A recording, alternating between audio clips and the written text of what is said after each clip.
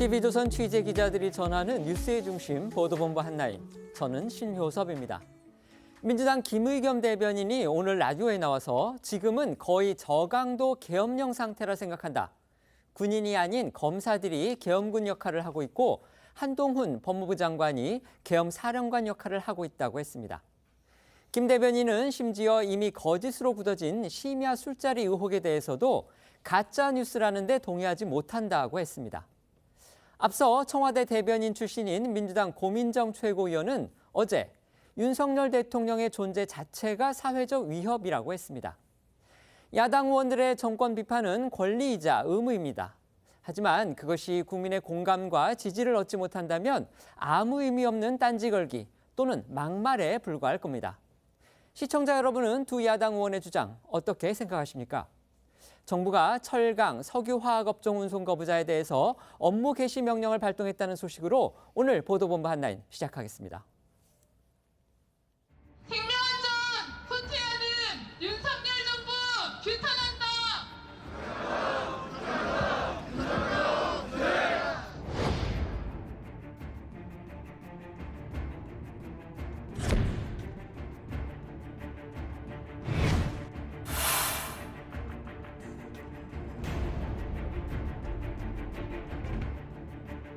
현 시점부터 철강, 석유화학 분야 운송 거부 사업자 및 종사자에 대한 업무 개시 명령을 발동합니다.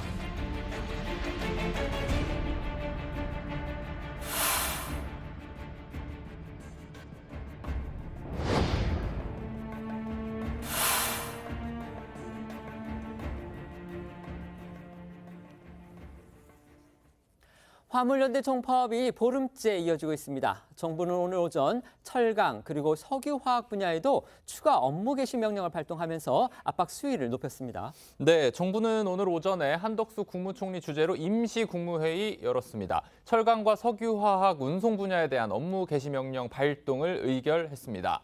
앞서 지난달 29일 시멘트 운송 분야에 대해서 첫 업무 개시 명령을 발동한 후 9일 만에 두 번째 강제 조치를 결정한 겁니다. 이어서 윤석열 대통령도 곧바로 내각 결정을 재가했고요. 원희룡 국토부 장관은 오늘부터 운송사 240곳과 차주 약 10,000여 명에 대한 현장 조사에 돌입한다고 밝혔습니다. 윤 대통령은 지난 주말 관계 장관회의에서도 정유와 철강 등 분야에 대한 추가 업무 개시 명령 발동 준비를 지시한 바 있었는데요. 앞서 나온 윤 대통령의 발언 먼저 들어보고 오늘 오전 임시 국무회의에서 나온 한덕수 총리 목소리도 들어봅니다. 기업과 국민의 불편이 최소화되도록 정부가 할 수 있는 모든 조치를 강구해 주시기 바랍니다. 정유, 철강 등 추가 피해가 우려되는 업종은 즉시 업무 개시 명령을 발동할 수 있도록 준비하고 오늘 2차로 철강과 석유화학 분야에 대해 업무 개시 명령을 발동합니다. 국가 경제를 볼모로 하는 정당성 없는 집단 운송 거부를 지금이라도 철회하고 조속히 각자의 위치로 복구해 주시기 바랍니다. 정부의 입장은 확고합니다. 그 책임을 엄정하게 묻겠습니다.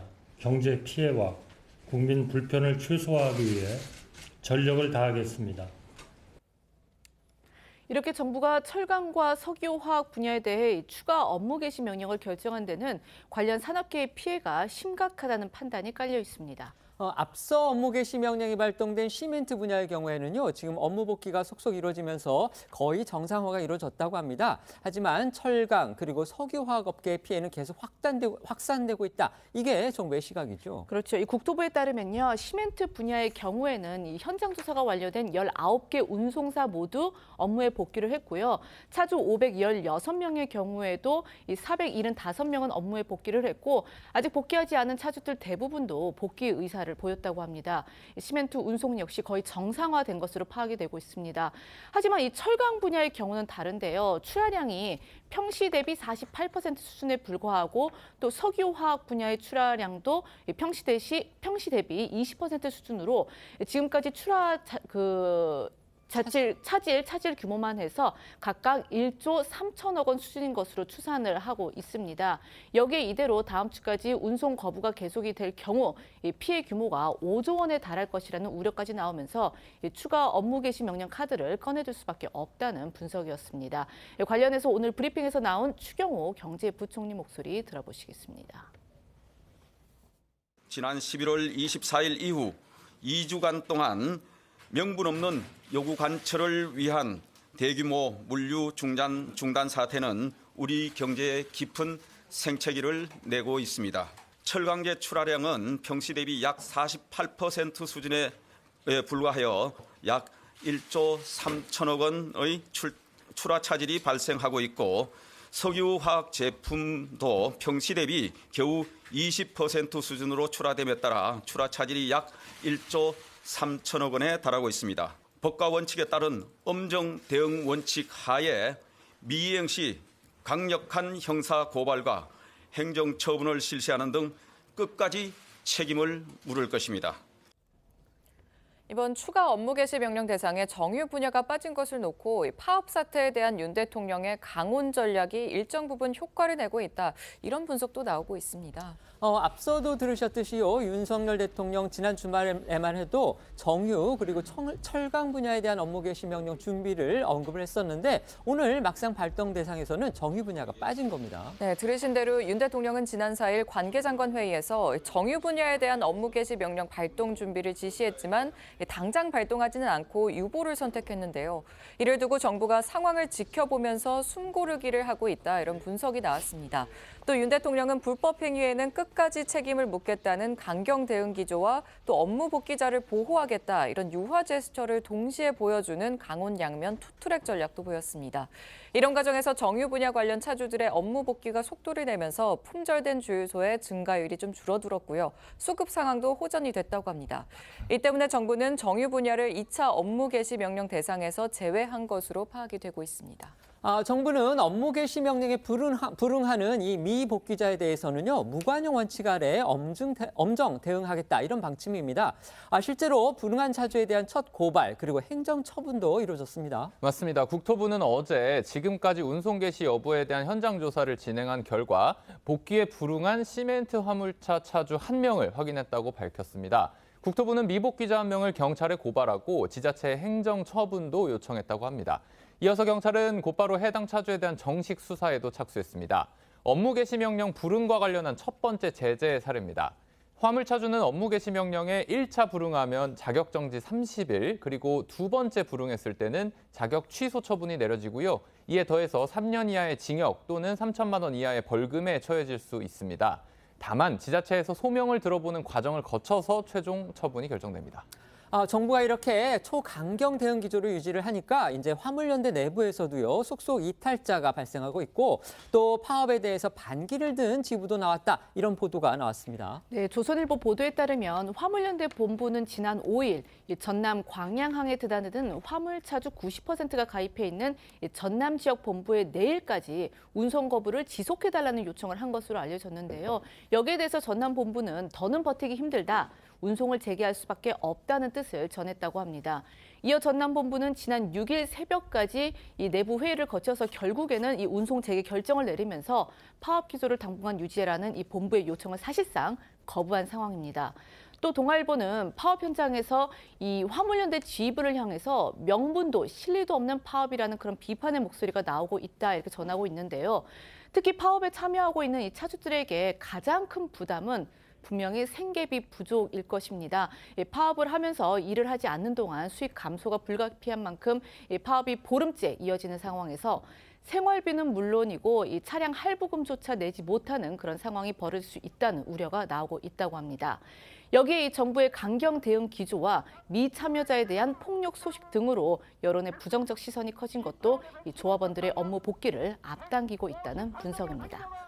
민주노총은 어제 국회 앞에서 시위를 벌이고 오늘은 또 14일 2차 총파업대회 계획까지 밝히면서 이 파업 동력을 다시 끌어올리려고 하고 있습니다. 네, 어제 여의도 국회 앞에서 진행된 민노총 주력 집회에는 수백 명이 모였습니다.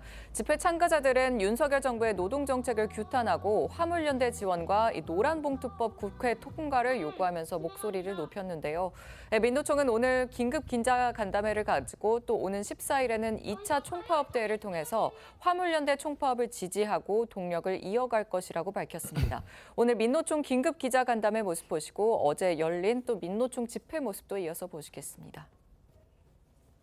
정부가 업무 개시 명령을 오늘도 철강과 석유화학 분야에 대해서 발동하겠다고 국무회의에서 의결했습니다.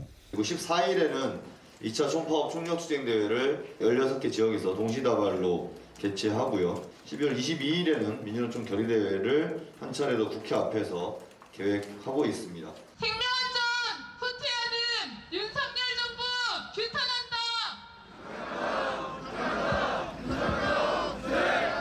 도로에서 죽어나가는 우리 화물 노동자, 배달 노동자들의 목숨을 지키기 위해서는 안전운임제를 우리는 이제 전면전을 펼쳐야 될 거라고 확신합니다. 민주노총도 2차 총파업 계획까지 밝히면서 지금 물러서지 않겠다 이런 의지를 보인 상황이기 때문에 파업 사태가 과연 어떻게 흘러갈지 지켜봐야 할 것 같은데요. 이런 가운데서 오늘 더불어민주당 소속의 국회 국토교통위 소속 의원들이 중재안 같은 걸 냈습니다. 뭐냐면 당정이 제시했던 이 안전운임제 3년 연장안을 수용해서 관련법을 국회에서 바꾸겠다. 그러니까 여야 정 만나가지고서 타협을 하자. 여야 노사정이겠죠. 만나서 타협을 하자 이렇게 지금 제안을 했는데 이게 과연 또 어떤 변수가 될지 저희가 한번 지켜봐야 되겠습니다. 아무튼 정부는 이 민노총의 불법 폭력 행위에 대해서는 엄정 대응하겠다 이렇게 입장을 밝히고서 실제 지금 처리에 속도를 내고 있습니다. 그렇습니다. 경찰은 어제 화물연대 포항지역본부의 사무실과 천막 농성장에 대한 압수수색을 진행한 것으로 알려졌습니다. 경찰은 화물연대 관계자가 지난달 30일과 이달 1일 운송사 관계자에게 이 파업에 동참하지 않으면 응징하겠다는 취지의 협박 문자 메시지를 보낸 혐의를 포착하고 관련 증거를 확보하기 위해서 압수수색에 나섰다고 밝혔습니다. 또 어제 오후에는 술에 취한 상태로 화물연대 조끼를 입은 채 길에서 잠을 자고 있었던 화물연대 조합원이 집으로 들어가라면서 귀가를 요구하는 경찰관의 종아리를 발로 찬 혐의로 현행범으로 체포되는 일도 벌어졌습니다. 경찰은 건설 현장에서 벌어지는 민노총 계열 노조의 불법 행위와도 이른바 전쟁을 또 선포했습니다. 네, 그렇습니다. 경찰청 국가수사본부는요, 오늘부터 내년 6월까지 200일간 이 건설 현장의 불법 행태에 대해 특별 단속을 벌이겠다고 밝혔습니다. 특히 노조 등이 이 건설업체 측에 우리 조합원을 채용해 달라거나 집회를 우리 조합원을 채용해 달라면서 집회를 벌이거나 시위를 하지 않을 테니 이 노조 발전 기금을 달라며 금품을 요구하는 행위 등을 집중 단속할 예정입니다. 이런 경찰의 강경 대응에 앞서 윤 대통령과 원희룡 국토부 장관 역시 건설 현장에서 벌어지고 있는 노조의 불법 행위에 대해 엄정 대응을 강조한 바 있었는데요. 앞서 나온 윤 대통령과 원 장관의 목소리 이어서 들어보시겠습니다. 특히 건설 현장에서 레미콘 등 공사 차량의 진입을 막고 건설사들에게 돈을 요구하거나 불법 채용을 강요하는 등 불법과 폭력 행위가 판을 치고 있습니다. 조직적 불법, 폭력 행위에 대해서는 법과 원칙에 따라 그에 상응하는 책임을 끝까지 묻겠습니다. 공사를 진행하지 못하게 하거나 다른 조합이 소속된 작업자들에게 작업해 가는 것들을 조직끼리 서로 집단적으로 패싸움을 벌인다거나 수천만 원의 돈을 아무런 대가도 없이 요구를 받는다든가 조직적인 집단의 힘을 가지고 대화와 정상적인 거래가 아닌 위력과 협박을 써서 하면 그게 바로 폭력 아닙니까? 조직적인 폭력을 줄여서 조폭이라고 하는 거죠. 이런 무법지대의 이런 현상을 결코 그대로 두고 보지 않을 것입니다. 대통령과 국토부 장관이 일부 언급을 하긴 했지만요. 이 건설 현장에서의 민노총 계열 노조의 불법 행위, 실태가 도대체 어떻길래 정부가 전쟁까지 선포하면서 강경 조치를 꺼내들었는지 궁금합니다. 여러 사례들이 있었는데요. 조선일보에 따르면 지난 1월 새벽 한 재개발 공사의 현장 입구에 민노총 건설노조 조합원들이 진을 치고 이 민노총에 가입하지 않은 근로자들이 공사 현장에 들어오는 것 자체를 막아서는 일도 있었다고 합니다. 당시 일을 하려고 현장을 찾았던 이 한국노총 조합원 등 근로자 20명 정도가 좀 발길을 돌려야 했다고 하고요.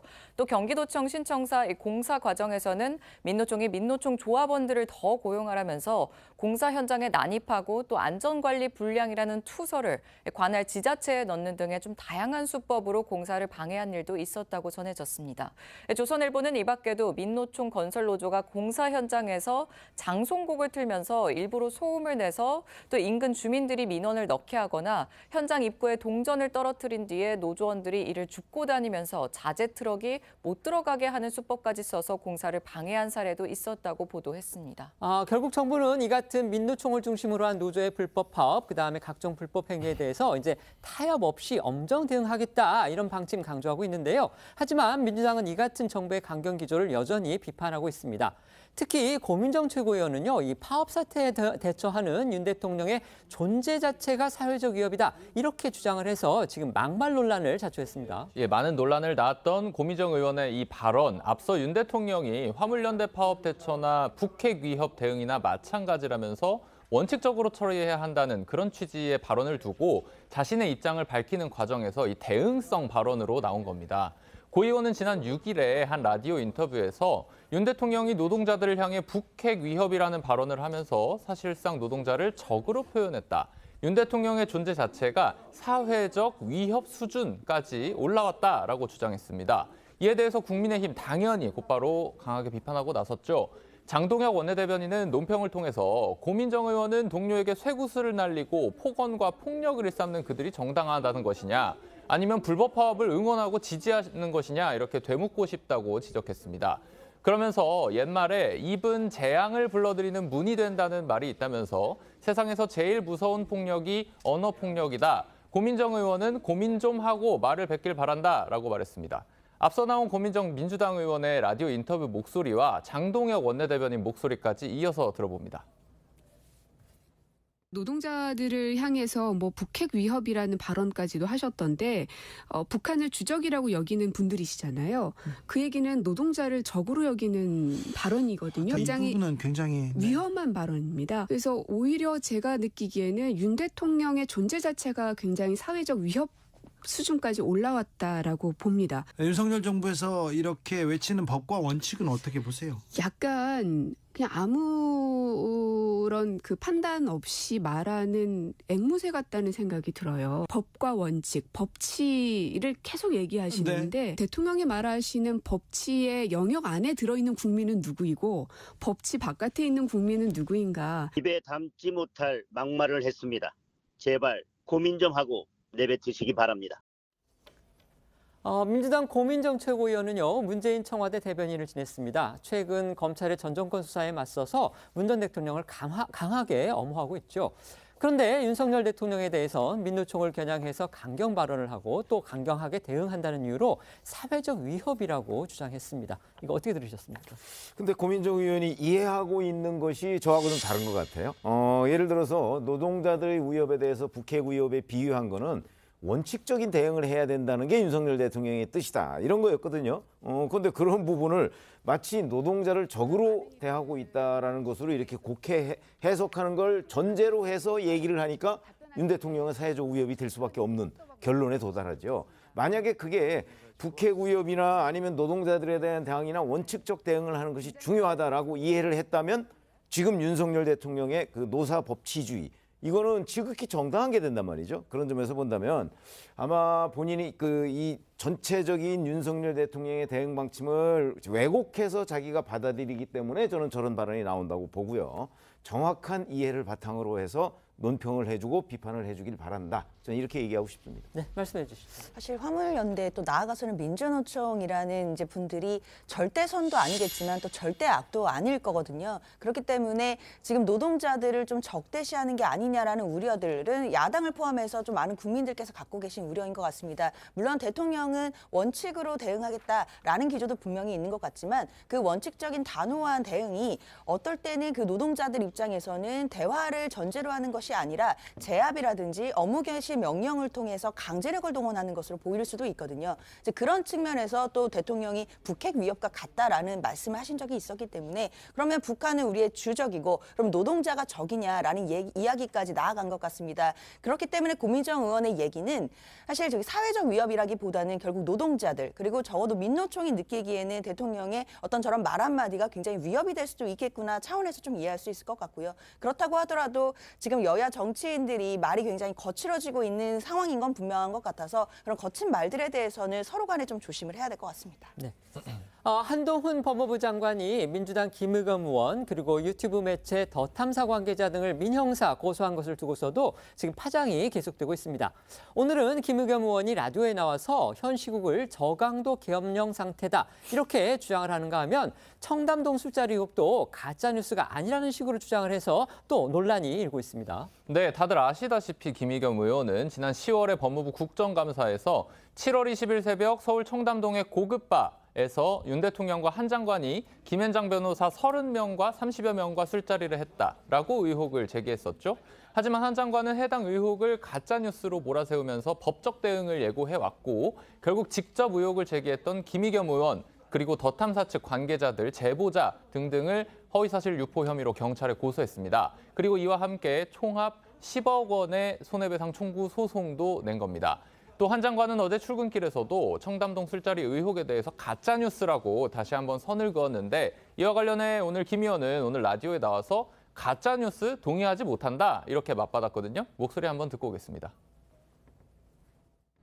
면책특권이라는 것이 저질 가짜뉴스를 유튜버와 협업해서 뿌리고 그걸로 인해서 국민들의 눈과 귀를 가리는 것을 허용하는 것은 아니라고 생각합니다.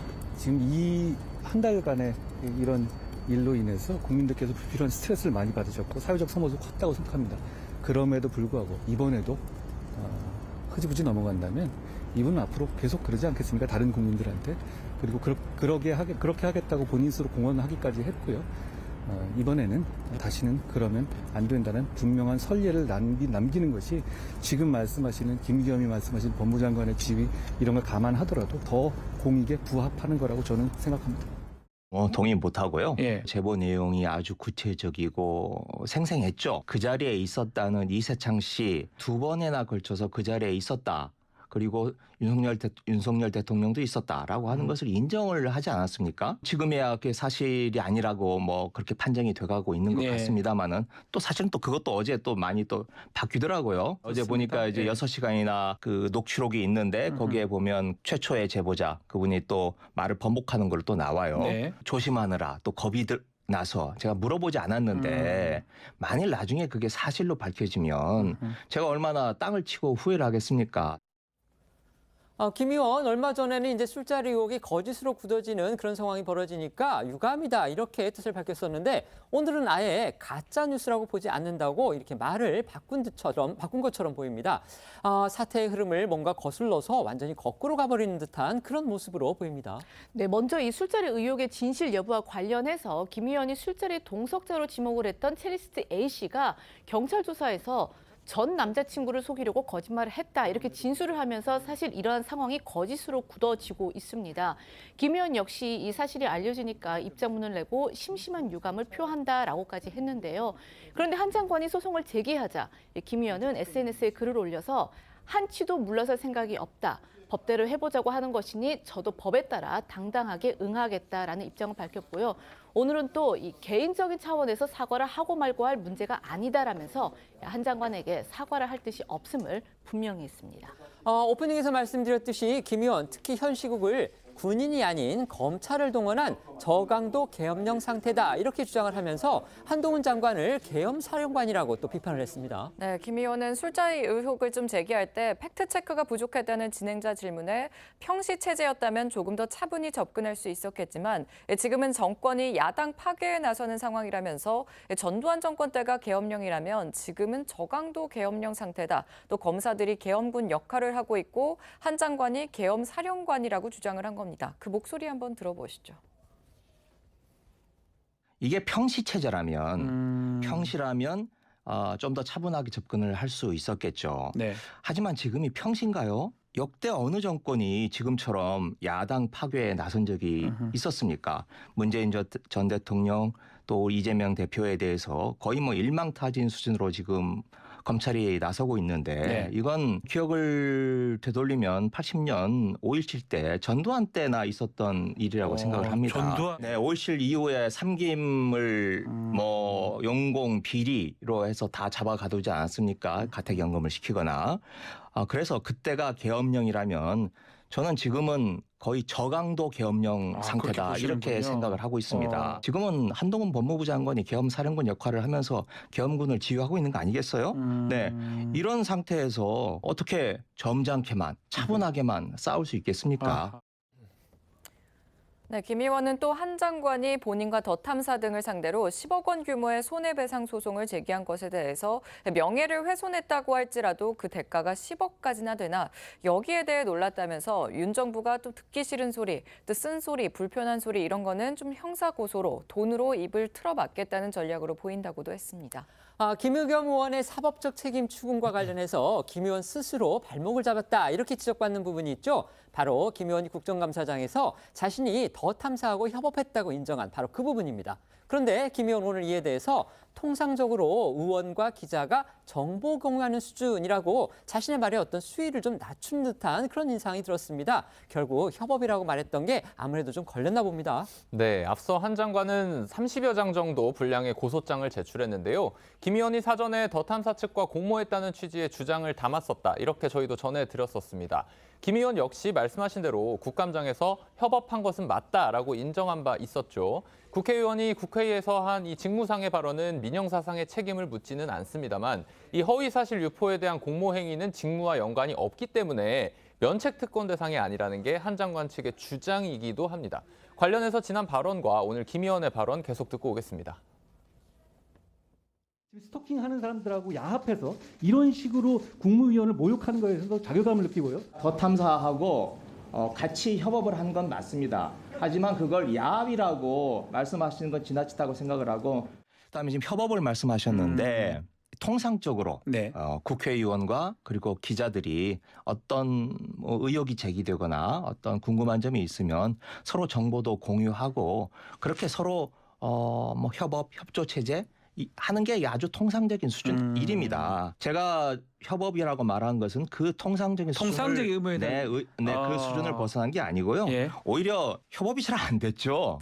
선발이 잘 안 맞았죠. 협업이라고 한다면 이제 그 이세창 씨의 전화 내용, 그 내용을 제가 정보를 공유받은 거죠. 그래서 제가 한동훈 장관에게 물어볼 수 있는 근거를 더 확보한 것, 그게 협업이라면 협업입니다. 이 때문에 일각에서는 김 의원의 면책특권이 적용될지에 대해서 관심이 집중되고 있는데요. 그런데 김 의원은 면책특권 뒤에 숨을 생각은 전혀 없다. 법정에서 뭐가 옳은지 뭐가 그른지 따져보자 이런 생각을 가지고 있다고 말했습니다. 김의겸 의원의 오늘 발언에 대해 여당 측에서는 김 의원이 사과도 사퇴도 하지 않고 있는데 어떻게 정치적으로 해결을 하냐며 결국은 법적인 제재밖에 없다는 그런 비판이 나왔는데요. 목소리 들어보시겠습니다. 정치적으로 뭐 어떻게 해결을 합니까? 김의겸 의원이 사과를 하고 재발 방지 조치를 하는 겁니까? 아니면 김의겸 의원이 의원직을 사퇴합니까? 아니면 입을 다물겠습니까? 그분이 계속 떠들겠다고 주장을 하고 있잖아요. 그리고 혼자 이야기하는 것도 아니고 더 탐사라는 매체를 동원해서 자신의 이야기로 협업까지 해가면서 지금 저런 주장을 해대는데 그것에 대해서 제재하지 않으면 마치 또 자기가 옳다고 계속 주장하지 않겠습니까? 정치적 해결이 뭐 당내에서 제재를 가하든가 대변인 사퇴라도 시키든가 아니면 뭐 당내 윤리위원회 회부를 해서 징계를 하든가 근데 아무 조치를 하지 않고 그대로 방치하고 있지 않습니까? 그러니까 법적인 제재라도 해야죠. 김의겸 의원이 워낙 비상식적이고 워낙 정상이 아니에요. 제가 볼 때는. 아니 일단 국회의원이 입법활동 열심히 해야지. 뭔 장관 뒷조사하고 뒤를 캐고 그렇게 하는 사람들하고 협업을 해서 국회에서 이 가짜뉴스일 것 같은 확률이 높은 이런 얘기를 묻고 질책을 합니까? 그게 무슨 질책입니까? 저는 이 부분에 대해서 김의겸 의원이 그러면 나중에라도 다 들통이 났을 때 나중에라도 사과를 하고 진심 어린 그다음에 대변인 자리를 물러나야죠. 김의겸 의원이 오늘 작심한 듯 이른바 청담동 술자리 의혹과 관련한 자신의 책임론 이런 것에 대해서 입장을 밝혔는데 또 그 내용이 상당히 좀 어떻게 보면 선을 넘는 듯한 그런 지금 지적이 나올 만합니다. 이 내용은 어떻게 들으셨는지 평론가들께 의견 여쭤보겠습니다. 먼저 평가해 주시죠. 글쎄 자꾸 이제 정당한 의혹 제기라고 얘기를 하지 않습니까? 물론 이게 우리가 일반적으로 의혹이라고 하는 수준까지 도달을 하면 사실 뭐 국회의원으로서 그거 물어볼 수가 있죠. 그러면 의혹까지 도달하려면 우리가 아주 기본적인 사실관계가 있습니다. 뭐 언제 어디서 누가 뭘 어쩌고 뭐 이렇게 해서 왜 육하원칙이라는 게 있지 않습니까?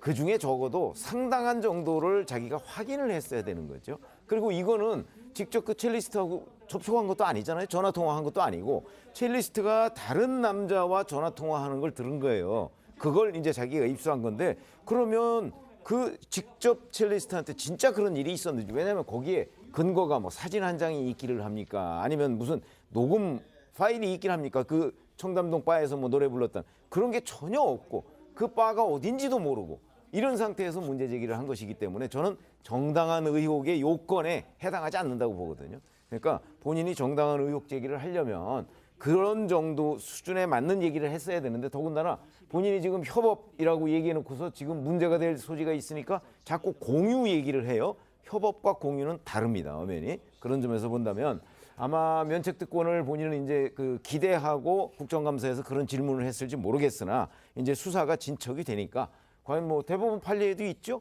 본인이 그 가짜뉴스임을 알고서도 했을 경우에 면책특권에 해당이 없으니까 그런 문제가 판명이 곧 될 것이다 이렇게 봅니다. 네, 말씀해 주십시오. 사실 이 사건과 관련해서는 이제 아시다시피 한동훈 장관이 이제 법적 조치를 이미 취했습니다. 그러니까 형사상 그리고 민사상 이제 소송을 걸은 건데요.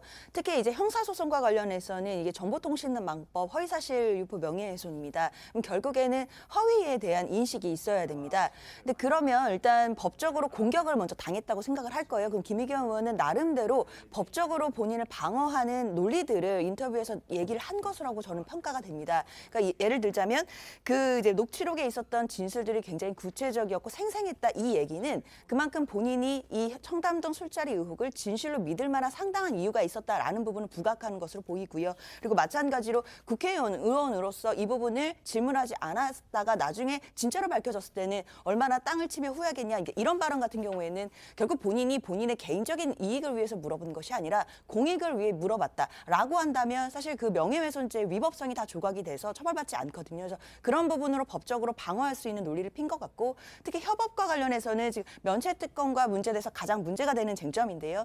그게 이제 법적으로 협업이 공모가 되느냐의 문제는 또 별개이기 때문에 김의겸 의원으로서는 그것을 공모로까지 가는 것을 차단하기 위해서 정보 공유의 차원이었지 법적으로 의미할 수 있는 그런 협업의 상태는 아니었다라는 것을 미리 얘기하고 있는 것으로 그렇게 봐야 될 것 같습니다. 하나만 추가해서 여쭤보겠습니다. 아까 그 공유라는 얘기를 했는데 사실 저희가 기억하기로 김의겸 의원이 그 당시에 어떤 식으로 협업했느냐의 부분과 관련해서 설명한 부분이 있죠. 자기가 그 녹취 테이프를 들어서 그게 몇 시간짜리인데 사실 그걸 갖다가 요약하고 자기 보좌진들하고 거의 뭐 밤새서 그거를 작업을 해서 그걸 했고 그다음에 그걸 갖다 공유를 했고 그다음에 또 그 국정감사장에서 앞으로 유튜브 더 매체에서 이런 사실을 보도할 거다 이렇게까지 지금 이제 예고까지 했습니다. 자, 그런 부분이 과연 오늘 얘기한 정보 공유 정도에 해당하는지 아니면 법적으로 봤을 때 과연 협업까지 수준에 미치는 것인지 거기에 대해서 법률가로서 어떻게 보십니까? 일단 법적으로 공모 그러니까 공범이 되려고 한다면 주관적인 구성 요건에 대해서 인식하고 있어야 됩니다. 그 얘기는 예를 들어 더 탐사라는 인터넷 매체에서 이걸 허위임을 알고 조작을 하고 있는데 공모를 하려고 한다면 허위임을 인식하고 있어야 되거든요. 근데 김의겸 의원은 계속해서 이 부분을 진실로 믿었다는 주장을 할 것이기 때문에 일단 그 행위 자체 특히 정보를 공유하고 녹취록 파일을 같이 듣고 선별하는 작업이 있었다고 하더라도 본인은 이것을 정말 진실로 믿고 공익의 일환으로 했다라고 한다면 사실 허위사실 명예훼손의 공범으로까지는 판단하기 어려울 수 있을 것 같은데요. 그렇다고 하더라도 이 부분은 수사 과정 과정 중에 있으니까 조금 더 지켜보긴 해야 될 것 같습니다. 네. 아까 저희 지금 최병욱 위원께서도 말씀하셨지만 김 의원은 계속해서 자신의 행위가 정당한, 그러니까 국회의원으로서의 정당한 의혹적이다 이렇게 지금 주장을 하고 있습니다. 하지만 경찰 관련 속도에 지금 관련 수사에 속도를 내고 있죠. 네, 경찰은 어제 한 장관 자택에 무단 침입한 혐의로 고발된 더 탐사 사무실 등을 압수수색했습니다. 네, 경기 남양주시에 있는 더 탐사 사무실 그리고 수도권에 있는 강진구 기자와 소속 기자 3명 등의 자택에 또 수사관을 보내서 압수수색을 시도했다고 하는데요. 이 과정에서 더 탐사 측은 안에서 출입문을 잠근 채 스크럼을 짜고 사무실 진입을 막으면서 저렇게 대치가 이어졌고요. 몸싸움도 벌어졌다고 합니다. 그 영상 보고 오겠습니다.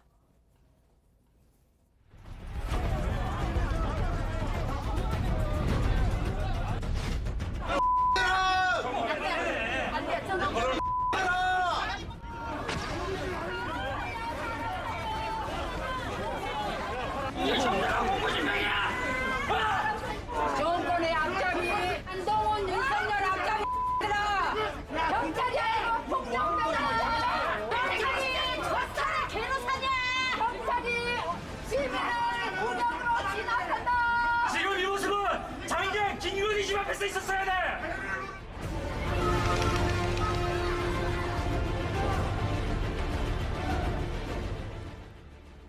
네, 분위기가 많이 험악하죠. 영상으로 보고 오셨듯이 더 탐사 측이 강하게 반발하면서 대치가 이어졌고요. 4시간여 만에 겨우 사무실에 진입한 경찰이 유튜브 동영상 관련 자료 그리고 차량 블랙박스 등을 확보했다고 합니다. 또 경찰은 더 탐사 소속 기자들에 대해서도 압수수색 영장을 받아서 강진구 기자의 차량 블랙박스 등도 확보한 것으로 알려졌습니다. 하지만 더 탐사 측은 경찰의 압수수색에 반발하고 있는데요. 이들은 입장문에서 그동안 압수수색에 성실히 임해왔지만 언론 자유를 함부로 훼손하려는 정권의 압수수색에 더 이상 응할 수 없음을 밝힌다면서 국민주권 국가의 시민들이 지켜보고 있다고 말했습니다. 앞서 더 탐사 관계자들은요, 지난달 27일이었죠. 한동훈 장관의 집을 찾아가서 초인종을 누르고 또 한 장관을 부르는 상황 등을 유튜브로 또 생중계하기도 했습니다. 네, 맞습니다. 이들은 한 장관 자택 앞에 찾아가서 도어락을 열려고 시도를 했었고 또 문 앞에 놓인 그 택배를 살펴보는 등 이 모든 과정을 생중계했고 이에 한 장관이 이들을 공동주거 침입과 보복범죄 혐의 등으로 경찰이 고발을 한 겁니다. 또 더 탐사는 지난 8월 말부터 지난 9월까지 한 장관이 퇴근하는 그 관용차를 스토킹한 혐의로도 경찰 수사를 받고 있었던 상황이었는데요. 이에 이제 더 탐사 측은요, 정당한 취재 활동이라고 주장을 펴왔었는데 먼저 강진구 기자의 이야기 들어보시겠습니다. 법무부 장관의 상대로 한 정당한 취재 활동을 했던 기자가 스토킹 범죄자로 몰려서 이 경찰서에 와서 조사를 받아야 하는 이 상황, 그 자체가 야만의 현장입니다. 저희가 탐문 취재 활동을 했던 것입니다. 그 이상도 이하도 아닙니다. 그런가 하면요, 어제 저희도 전해드렸듯이 한동훈 장관이 서해 공무원 피살 사건 수사와 관련해서 문재인 전 대통령을 조사할 가능성, 이 부분을 또 언급하면서 역시 파장이 만만치 않습니다. 네, 수사가 진행될수록 문 전 대통령 소환 가능성에 대한 관심도 높아지고 있는 가운데 관련해서 한동훈 장관이 어제 직접 입장을 밝히면서 주목을 받았습니다. 먼저 목소리부터 듣고 오시죠. 서해 공무원 피격 사건 관련해서 문재인 전 대통령 소환 가능성까지 거론되고 있는데요. 어떻게 보십니까? 제가 누굴 소환하는 걸 그렇게 말씀드릴 문제는 아니고 뭐 임종석 실장이나 이런 분들이 여러 가지 말씀하시잖아요. 반복해서 말씀하시던데 헌법과 법률을 초월하는 의미의 통치 행위라는 건 민주국가에 존재하지 않죠. 다들 아시지 않습니까? 검찰에서 투명하고 공정하게 수사할 거라고 생각합니다. 그리고 제 기억으로는 문 전 대통령께서 대북송금 특검 당시 민정수석이셨는데요. 그때 김대중 전 대통령께서 관여한 것이 드러난다면 유감스럽지만 책임을 지셔야 한다. 이런 말씀도 하셨던 걸로 좀 기억하는데요. 네, 들으신 대로 한동훈 장관은 서해 사건과 관련해서 문 전 대통령에 대한 소환 조사나 서면 조사 등의 가능성에 헌법과 법률을 초월하는 통치 행위는 민주국가에 존재하지 않는다면서 19년 전 민정수석이던 문 전 대통령의 발언을 언급하며 대답을 대신하기도 했습니다. 한 장관의 발언은 검찰 수사에서 문 전 대통령의 관여 여부가 드러날 경우 직접 수사도 불사하겠다 이런 의지를 드러낸 것으로 읽혀지는데 친문계 중심으로 지금 반발이 좀 이어지는 상황입니다. 그렇습니다. 그렇습니다. 문 전 대통령의 측근 의원들을 중심으로 해서 이건 명백한 정치 보복이다. 이렇게 일제히 비판의 목소리를 내고 있습니다. 그렇습니다. 문재인 청와대에서 국정상황실장을 지냈던 윤건영 의원은 오늘 라디오에 출연했습니다. 윤 정부의 정치 보복으로 문 전 대통령이 많이 화가 난 것 같다라고 심정을 전하면서 한동훈 장관이 사실상 대놓고 수사 지휘를 한 거라고 본다 이렇게 얘기했습니다. 목소리 듣고 오겠습니다. 문재인 정부에 대한 전방위적인 사정 그리고 정치 보복이 진행되고 있는데 저는 검찰이 여론의 눈치를 볼 거라고 생각합니다. 저는 한동훈 장관께서 문재인 대통령 이야기하려면 핸드폰 비번부터 풀고 이야기하셔야 돼요. 한동훈 장관의 어제 그런 태도는 저는 행정을 책임지는 한 부서의 행정을 책임지는 장관의 모습이 아니라 마치 정치하는 사람 같은 느낌이 들었어요. 그러니까 아나무인이죠. 네. 그런 모습들이 저는 윤석열 정부 전체에 결코 도움이 안 된다고 생각을 하고요. 법무부 장관이 수사지휘는 절대 안 하겠다라고 매 시기가 될 때마다 한동훈 장관을 이야기했는데 어제는 사실상 언론에 내놓고 수사지휘를 한 거라고 저는 봐야 됩니다. 또 박지원 전 국정원장은 한 장관 얘기하는 거 봐라. 칼날은 문재인을 향하고 있는 것이다 라고 지적했고요. 김종민 의원도 한동훈 장관 발언을 보고 그 양반 정치 공부 다시 해야 된다 이렇게 강하게 비판했습니다. 계속 듣겠습니다. 제가 수차 얘기를 했습니다마는 신문 칼럼에는 박지원이 검찰에 나가서 어떻게 진술을 하느냐에 따라서 칼날이 문재인 대통령한테 간다 이렇게 했더라고요. 네. 그래서 제가 기도한다니까요. 뭐라? 하느님 제발 저를 과대평가하지 마세요. 제가 두목도 아닌데 왜 저를 맨 나중에 부릅니까?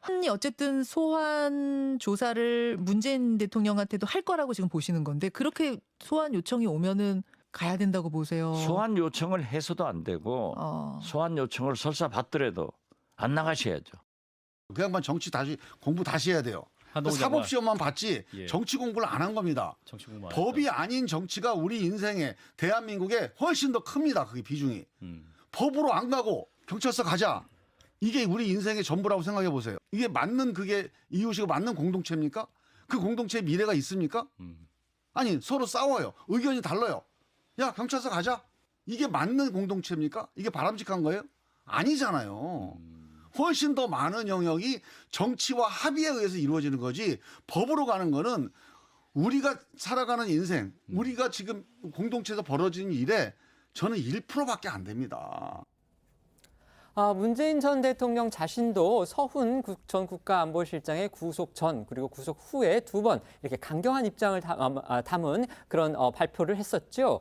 그런데 이 입장문을 내기 전에요. 친문계 의원들이 만류를 했다 이런 주장도 나왔습니다. 네, 이게 김의겸 의원의 발언인데요. 김 의원은 문 전 대통령이 서해 사건 수사와 관련해서 입장문을 내기 전에 이 친문 의원들이 만류했다고 밝혔습니다.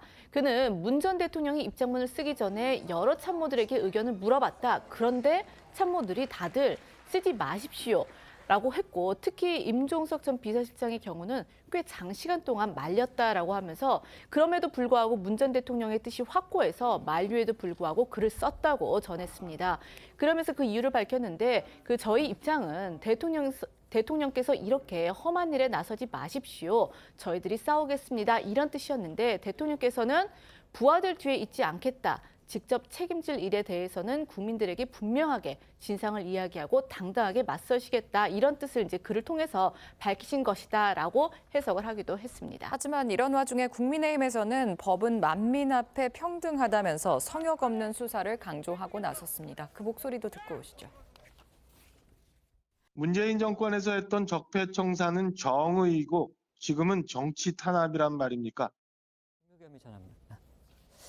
지금 문 전 대통령의 입장을 아까 말씀드렸듯이 이제 그 서훈 전 국가안보실장 구속 전후에 두 번 나왔었는데 그거 말고도 지금 문 전 대통령의 생각이 어떤가에 대해서 윤건영 의원, 그러니까 청와대 국정상황실장을 지냈죠. 윤 의원은 오늘 라디오에서 이렇게 얘기를 했습니다. 윤석열 정부의 정치 보복 수사로 문재인 전 대통령이 많이 화가 난 것 같다 이렇게 얘기를 했고요. 그다음에 김의겸 의원은 이런 얘기를 했습니다. 그 입장문을 낸 것에 대해서 직접 그러니까 문재인 대통령이 자신의 이름으로 낸 거죠. 거기에 대해서 직접 책임질 일에 대해서 부하들 뒤에 있지 않겠다. 국민들에게 분명하게 진상을 이야기하고 당당하게 맞서겠다. 이런 뜻을 글을 통해 밝혔다. 이렇게 전했는데 과연 이 부분은 어떻게 평론가들은 보시는지 한번 여쭤보겠습니다. 먼저 평가해 주시죠. 근데 기본적으로 2020년 9월 22일에 이제 서해 공무원 피살 사건이 있었잖아요. 근데 있고 나서 그 시간 6시 한 반 오후 그때쯤에 문재인 대통령이 이제 뭐 서면으로 보고를 받았다 이렇게 돼 있고요. 실제 대면 보고를 받은 거는 그 다음 날 아침 8시 30분에 대면 보고를 받은 것으로 돼 있어요. 그러면 9월 22일 사건 당일에 6시 그 한 30분쯤이라면 그때 피살되기 전이고 그리고 한 9시 40분쯤에 오후 9시 40분쯤에 피살이 됐으니까 다음 날 8시 30분이라면 피살된 뒤에 한참 뒤입니다. 그렇죠? 그래서 그런지 문재인 대통령의 역할이 현재까지 드러난 걸로는 그 중간에 없어요. 근데 지금 가장 중요한 거는 9월 23일 새벽 1시에 서훈 국가안보실장이 주재했다는 장관회의입니다. 안보장관회의. 거기서 많은 결정이 이루어진 것으로 보이는데 그 부분에 문재인 전 대통령의 역할이 지금 현재 드러나 있지 않아요. 그냥 아마 주무시고 계셨던 것으로 보여요. 지금까지 언론 보도를 보면. 그렇다면 이 사건을 수사하고 있는 검찰 입장에서는 문 전 대통령의 역할이 없잖아요. 중간에. 한참 공백이 있다가 다음날 오전 8시 30분에 대면 보고를 받은 게 다란 말이죠. 그럴 경우에 문 전 대통령에 대한 조사가 굳이 필요하겠는가 이런 판단인 것으로 보여요. 그런데 만약에 지금 문 전 대통령이 저런 식으로 최종 결재권자가 나다라고 나오고 그다음에 서훈 전 안보실장은 자기는 뭐 이 부분에 관해서 뭐 하여튼 답변을 안 하겠다는 식으로 무피권을 행사하는 걸로 지금 그 언론 보도가 나오고 있는데 그렇다고 한다면 검찰이 입장을 바꿔서 문재인 전 대통령을 조사할 수밖에 없는 것 아닌가. 저는 이런 생각이 들어서 지금 대응을 잘 못하고 있는 것 아닌가. 그리고 실제 객관적인 상황은 오히려 문 전 대통령의 그날 밤 역할은 없는 것으로 보인다. 그런데 이렇게 나오면 오히려 조사 필요성을 높이고 있다. 저는 이렇게 생각합니다. 네, 말씀해 주시죠. 사실 문재인 전 대통령이 두 번의 입장을 낸 것이 굉장히 이례적이긴 했습니다. 시기적으로 봐서도 서훈 전 실장이 구속되기 전이었고 그 구속된 후에도 입장이 나왔는데요. 그렇기 때문에 이제 측근들이 문재인 대통령이 감정적으로도 많이 화가 나 있다 이제 이런 발언들이 나오는 것인데 그 기조에는 아무래도 그 임종석 실장이 저번에 한번 그런 얘기를 했는데요. 문재인 정부에 대한 정체성을 부정한 것 아니냐. 그러니까 그렇게 받아들이시고 있는 것 같습니다. 왜냐하면 서훈 전 실장의 계속된 논리는 즉 지난 정부에서 했던 정책적인 또는 안보적인 판단에 대해서 사후에 사법적인 잣대를 들이대서 유죄이냐 무죄이냐를 따지는 것 자체가 말이 되느냐 이런 논리이거든요. 그렇다고 하면 문재인 정부 그리고 문재인 전 대통령 입장에서는 당시에 지금 제안된 정보에서 판단했던 그리고 정책적으로 나름 전문가들이 모여서 판단했던 것을 정권이 바뀌었다고 해서 지금 현재 정부가 뒤집고 있는 것은 결국 전 정부가 했던 것들을 다 뒤집고 정체성을 부정하려고 하는 일련의 과정 중이다라고 지금 판단을 하는 것 같고요. 그리고 이제 김의겸 의원이 얘기하는 것처럼 뭐 부하들 뒤에 숨지 않겠다 이런 취지는 결국 검찰의 수사 그리고 이 정권에서 바라보고 있는 그 월북 사건에 대한 결국 최정점에는 문재인 전 대통령이 있다라는 것을 가정하고 지금 검찰 수사를 하고 있다라고 볼 수밖에 없습니다. 그렇기 때문에 문재인 전 대통령도 이제 더 이상 뭐 부하들 뭐 책임을 미루고 이럴 상황도 아니고 본인이 직접 나서겠다라고 이제 밝힌 것 같고요. 그렇다고 하더라도 검찰이 직접 문재인 전 대통령을 수사하기 위해서는 당연히 객관적인 증거나 물증들이 있어야 할 것입니다. 네. 민주당 이재명 대표를 옥죄고 있는 대장동 의혹 관련 소식들도 살펴볼 텐데요. 준비한 영상부터 보시죠.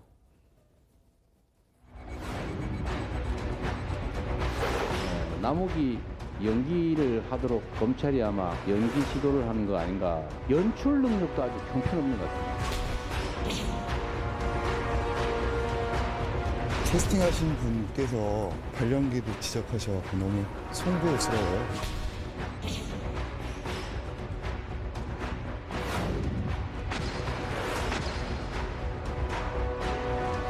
지금 민주당의 미래 비전이 없지 않습니까? 국민들이 생각할 때 한 게 뭐 있지? 그 측근들 방탄 빼고 한 게 뭐 있지?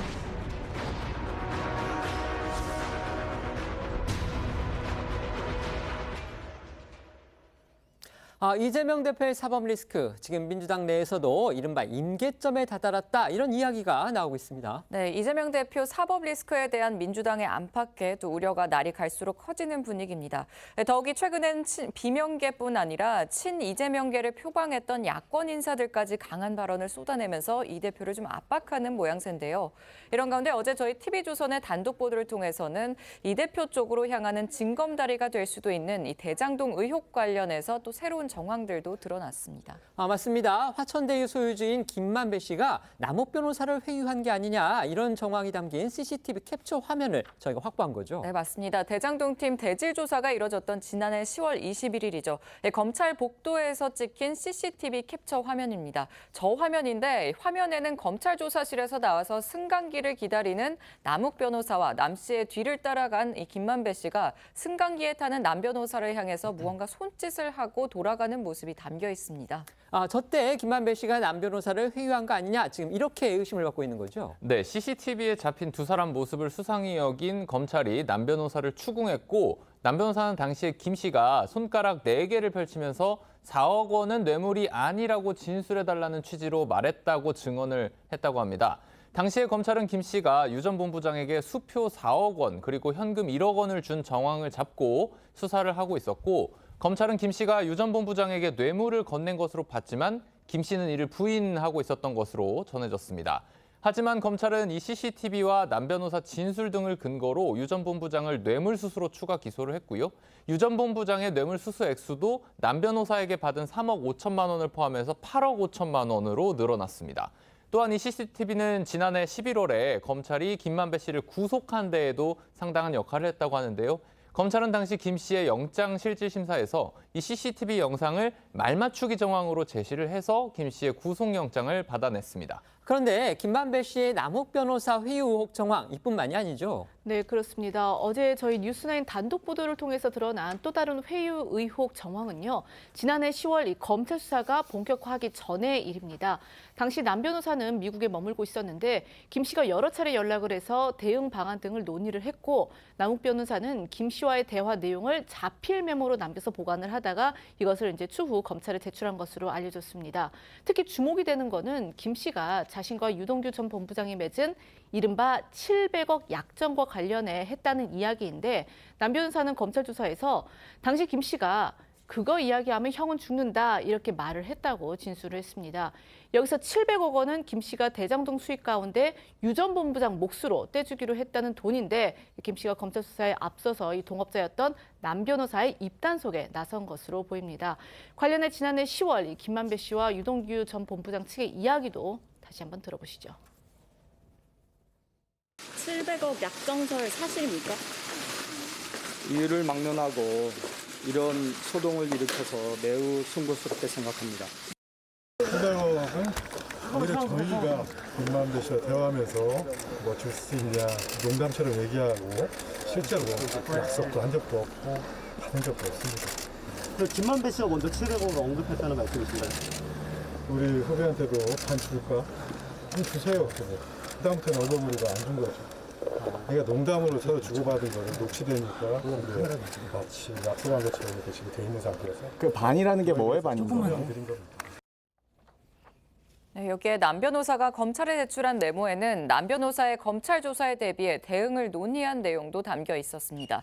김 씨는 검사가 어디로 끌고 갈지 확인하고 답변하라고 하고 추임새 넣지 말고 천천히 답변하라는 등 좀 세세하게 조언을 했고요. 또 김 씨가 남 변호사에게 천화동인 1호가 자신의 것이라고 해달라고 부탁하고 자기가 기소되기 전까지는 한국에 들어오지 말라고 종용하는 내용도 담겼습니다. 이는 천화동인 1호가 본인 소유라고 주장해온 김 씨가 실소유주를 숨기기 위해서 남 변호사를 회유한 정황으로 볼 수 있습니다. 다만 김 씨는 이와 관련해서 취재진의 해명 요구에는 답하지 않았습니다. 결국 이 천화동인 1호가 누구 것이냐 이 문제가 대장동 사건의 핵심 의혹으로 지금 자리 잡는 분위기인데요. 관련자들의 말이 다 다르지만 김만배 씨만 내 거다 이렇게 주장하는 이유 뭘까요? 일단 구조를 좀 설명을 드리겠습니다. 우선 천화동인 1호는 대장동 사업에 참여한 법인인데요. 대주주가 화천대유이고 이 화천대유의 혐의의 대주주가 김만배 씨이기 때문에 서류상으로는 김 씨 소유가 맞습니다. 하지만 검찰은 1차 수사에서 배당금 중 비용을 뺀 428억 원이 유동규 전 본부장 몫이라고 결론을 내렸고요. 남욱 변호사는 최근 재판에서 이재명 민주당 대표 측의 지분이 있다고 폭로하기도 했습니다. 하지만 김 씨만은 여전히 자신의 것이라는 주장을 굽히지 않고 있는데요. 지난해 구속될 때 김 씨가 주변에 했다는 말을 보면 그 이유가 조금은 짐작이 갑니다.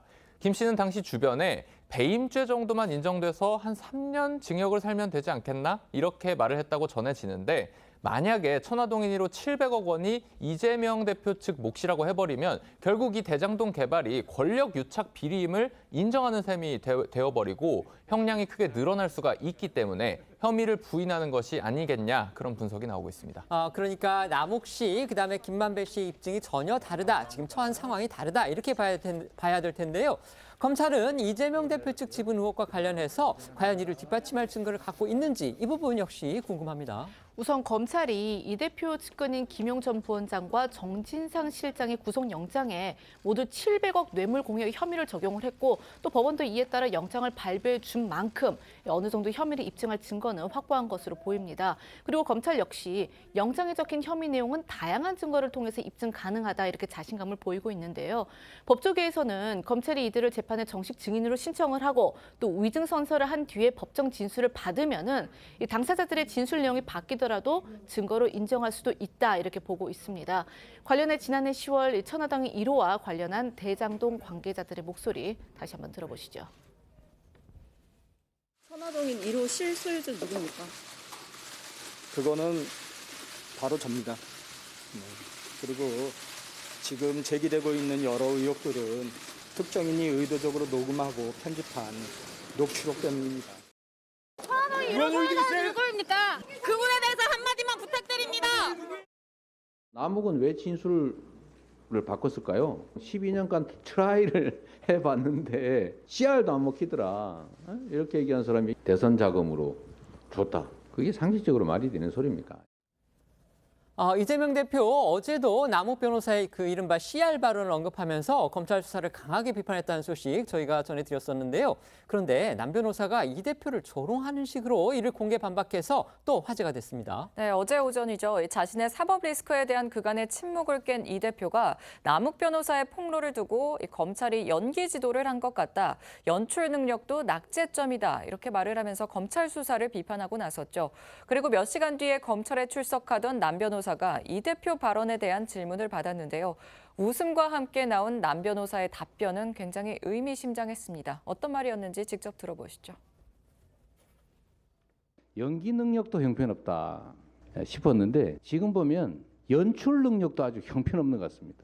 남욱이 연기를 하도록 검찰이 아마 연기 지도를 하는 거 아닌가 하는 생각이 드는데 이 연출 능력도 아주 낙제점이라는 생각이 들었습니다. 이재명 대표가 뭐 검찰로부터 연기 지도 받았다 이런 말씀하셨는데 연기 연출 능력 형편없다 이런 식으로 얘기를 했잖아요.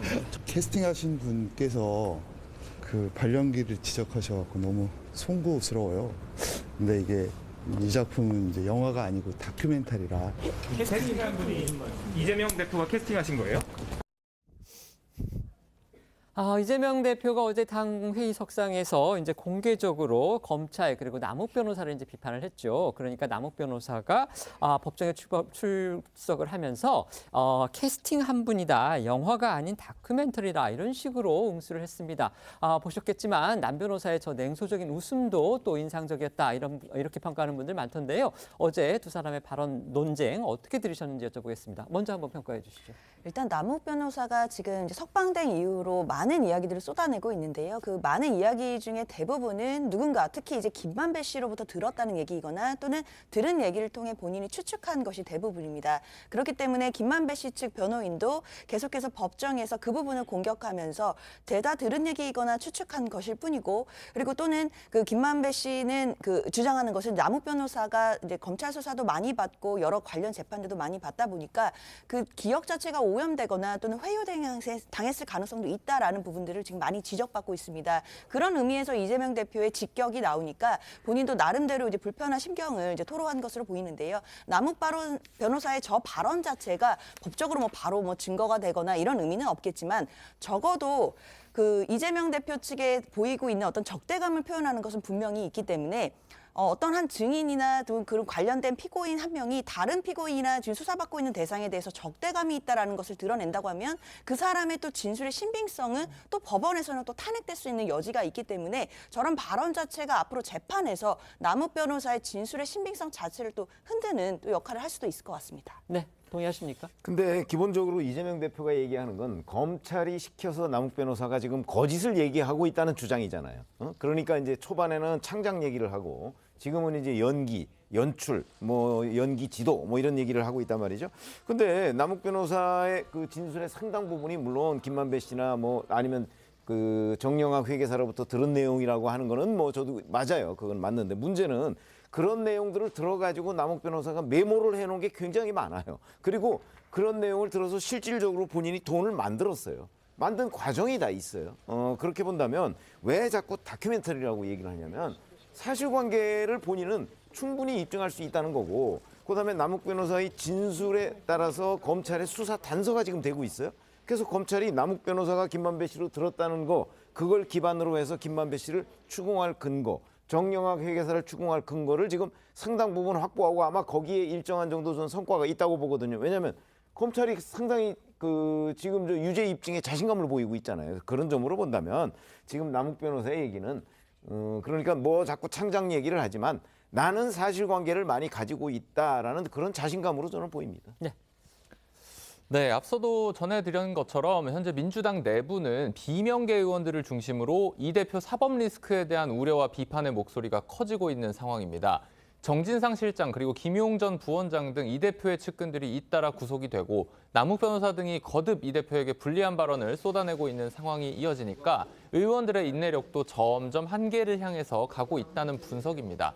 여기에 오늘 여당은 이 대표를 향한 공세 수위를 더욱 끌어올렸는데요. 어제 오늘 여야에서 나온 목소리 잠시 들어봅니다. 아마도 우려하지 않는 의원은 한 명도 없으리라고 보여지고요. 가장 우려하는 사람이 이재명 당대표 아니겠습니까? 임계점으로 점점 다가오고 있다 할까 이런 느낌입니다. 한 90도까지 갔어요? 7, 80도. 지금 이른바 친명계에서도 이재명 대표 출석 요구는 있을 거다. 결국엔 피해갈 수는 없으리라고 보여집니다. 이제 대장동 사건과 이재명 대표의 연관은 부정할 수 없는 단계입니다. 이재명 대표가 떳떳하다면 당당하게 수사를 받으면 될 일입니다. 검찰 수사가 연출이니 창작이라며 위선을 떨고 있지만 이는 수사에 대한 두려움의 허세일 뿐입니다. 지금부터는 오늘 하루 놓치면 안 될 핫한 뉴스를 모아 전해드리는 어쩌다 이런 일이 코너로 이어가겠습니다.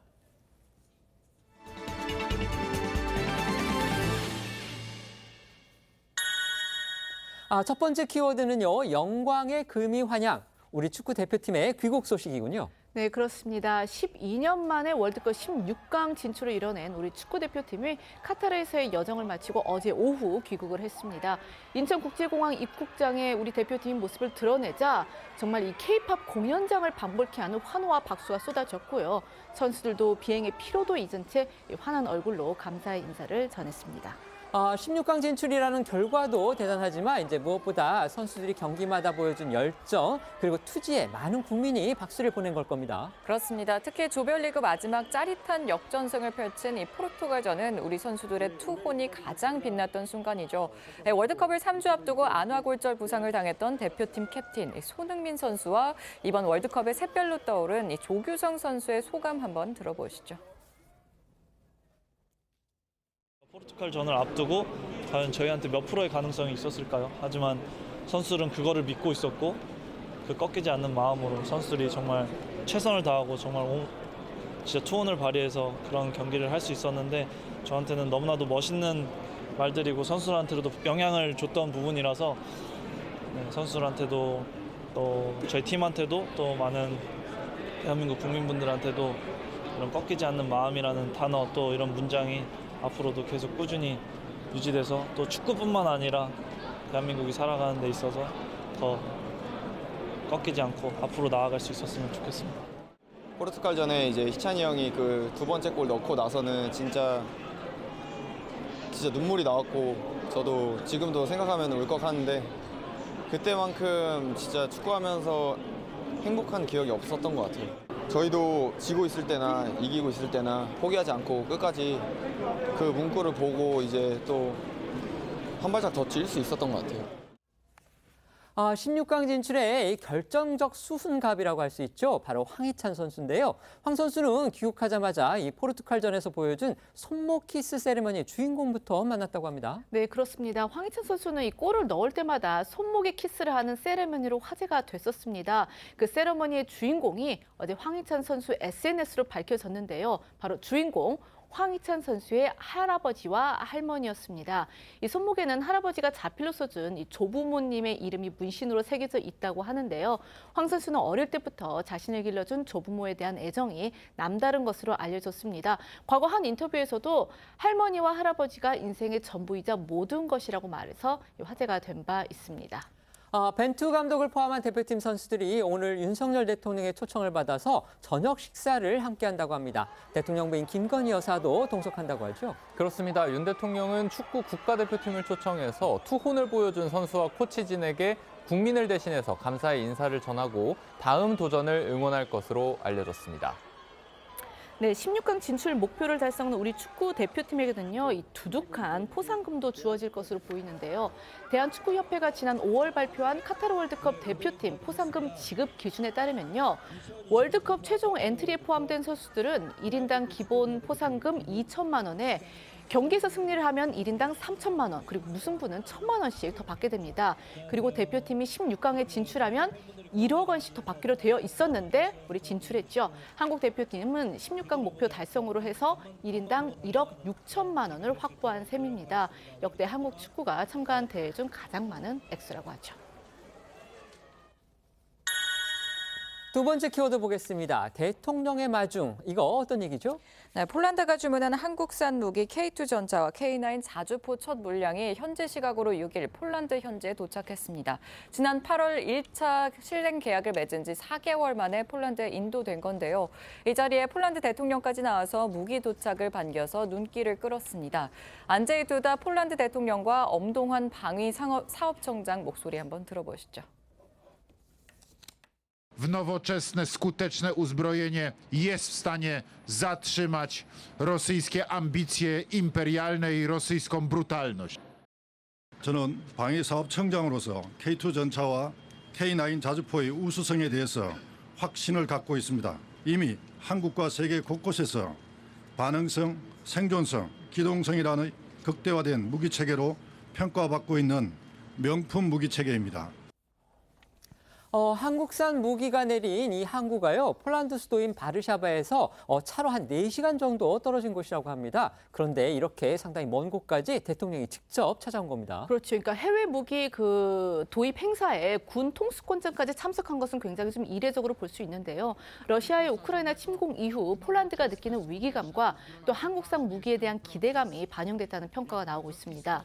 러시아가 우크라이나를 침공한 직후 폴란드군은 이 자국 전차와 자주포, 장갑차 등을 대거 우크라이나 군에 제공을 했는데 이후 이 국방 공백을 메울 무기 도입을 추진하면서 한국만큼 폴란드가 원하는 시기에 빨리 무기를 공급할 나라는 없다고 판단한 것으로 알려졌습니다.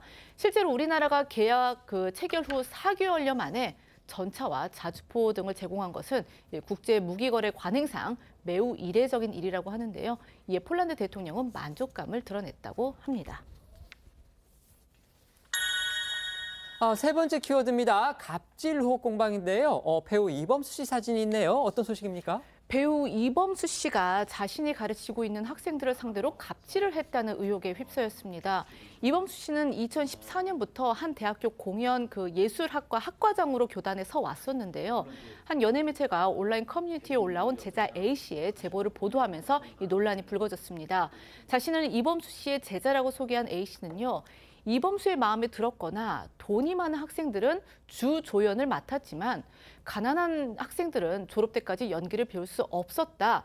불만을 가진 1학년 절반은 휴학과 자퇴를 했다 이렇게 주장을 했습니다. 그런가 하면 한 유튜브 방송을 통해서는 자신이 제자라고 주장하는 B 씨의 제보도 방송이 됐습니다. 이범수 씨가 자기 마음대로 기분대로 또 수업을 진행하면서 차별이 매우 심하다고 주장을 했는데요. 아르바이트나 생업에 관련된 문제 때문에 수업에 참여하지 못하게 되더라도 이 부분조차 용납하지 않았다고도 말을 했습니다. 다만 해당 유튜브 방송에선 이범수 씨에게 피해를 받았다고 주장하는 학생들의 제보를 전하면서도 이런 주장이 전부 허위 사실이다 이렇게 말한 또 다른 학생의 제보도 있었다고 말을 했습니다. 그럼 실제로 이른바 이제 갑질 제보하는 다른 목소리들이 또 나오고 있다는 겁니까? JTBC 엔터뉴스 팀은요, 해당 대학 졸업생과의 인터뷰를 보도했습니다. 졸업생은 이범수 교수님을 굉장히 존경한다면서 이런 일이 일어난 것에 대해 안타깝게 생각하고 있다. 차별과 폭언에 관한 폭로에 동의할 수 없다고도 주장한 것으로 알려졌습니다. 그러니까 학생들 사이에서도 말이 조금씩 이제 다른 듯한 그런 인상인데요. 당사자인 이범수 씨는 어떤 입장입니까? 일단 이범수 씨는 이범수 씨 소속사 측은요, 이 수업 시간과 관련해서 학생들과의 소통이 미진했다면 그 점은 반성하며 개선해 나가도록 하겠다 이렇게 고개를 숙였습니다. 하지만 갑질이나 이 차별 주장에 대해서는 사실 무근이다라고 반박을 했는데요. 이범수 씨 측은 진상을 파악하기 위한 학교 측의 조사에 성실히 응하고 있으며 사실과 다른 부분에 대해서 이미 조사를 통해 소명을 했고 이후에도 성실히 협조할 것이라고 밝혔습니다. 더불어서 이 허위 사실 유포는 강력한 법적 조치에 나설 예정이다 이렇게 또 강조를 하기도 했습니다. 해당 대학 측은 이범수 씨에 대한 제보가 있어서 학교 법무감사팀에서 조사를 하고 있다고 전했습니다. 법무감사팀에서도 비밀리에 진행하고 있는 일이기 때문에 결과가 언제 나올지도 모른다고 입장을 밝혔는데요. 일단 이번 이범수 씨 갑질 논란은 학교의 조사가 마무리돼야 제대로 된 실체가 드러날 것으로 보입니다. 최 의원님께는 앞서 이 폴란드 방산 수출 관련해서 여쭤보겠습니다. 이 상당히 무기납기가 빨리 이루어졌다고 합니다. 이게 어떻게 가능했을까요? 그렇죠. 그러니까 신속한 납품, 이게 이제 굉장히 장점으로 작용했다는 거 아니겠어요? 다른 나라들의 경우에는 이렇게 계약하고 4개월 만에 납품을 할 수가 없었다는 거거든요. 이거하고 그다음에 가격 대비 성능 이런 것들이 우리의 강점이라고 하는데 이걸 잘 살리면 지금 현재 방산 수출 분야에 우리가 세계에서 8위거든요. 아마 4대 강국으로까지 부상할 수 있지 않을까 이런 기대를 해봅니다. 네, 변호사님께는 이 이범수 씨 갑질 의혹 관련해서 여쭤보겠습니다. 이제 앞으로 이게 결국 이제 법적 공방으로 비화할 그런 가능성도 있어 보이는데 어떤 부분이 쟁점이 될까요? 결국에는 사실관계 확정일 것 같습니다. 지금 갑질 의혹을 제기하고 있는 학생들도 있지만 전혀 사실무근이다라고 말하는 학생들도 있기 때문에 일단 학교 측에서 자체적인 법무감사 그 결과를 일단 봐야 될 것 같고요. 그 후에도 사실관계를 확정하고 그 후에 이제 법적으로 이제 문제가 될 수 있을 것 같습니다. 네, 알겠습니다. 저희는 1분 뒤에 다시 돌아오겠습니다. 오늘 준비한 소식은 여기까지입니다. 저희는 내일 오후 1시에 더 핫한 소식으로 찾아뵙겠습니다. 시청해 주셔서 고맙습니다.